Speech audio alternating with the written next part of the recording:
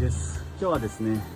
軒先がちょっと下がってる感じだったので、たるきが折れてるかどうか確認したんですけど、たるきは折れてなさそうで、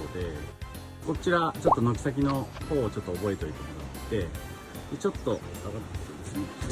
見させてもらうと隙間が広がってるのが分かります。なので原因としては広小舞が下がってしまって、それに伴ってですね瓦が下がって見えているという形だったので、この広小舞をですね直していくような工事をしていきたいと思います。こういう形でですね裏見たりとか、たるきの根元ですね見たりとかして原因を追求してですね修理させていただきます。